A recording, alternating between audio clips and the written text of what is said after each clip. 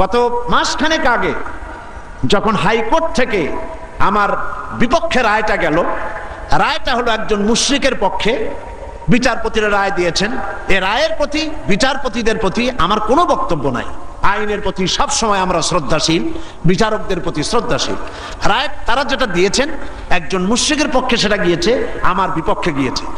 এমন কোন পত্রিকা সেদিন ছিল না, পরের দিন প্রত্যেকটি পত্রিকার ব্যানার হেডলাইনে এত বড় অক্ষর দিয়ে লিখেছে সাঈদী আর এমপি নাই, তিনি কুপকাত। কিন্তু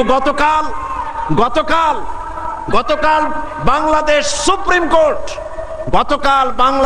সুপ্রিম কোর্ট এই কেসে হাইকোর্টের রায়কে স্থগিত ঘোষণা করে দিল, স্টে অর্ডার দিয়ে দিল। রায়টা আমার পক্ষে এসেছে, সেই জন্য বাংলাদেশের দুই একটা পত্রিকা ছাড়া কোন পত্রিকায় কোনো জায়গা হয় না।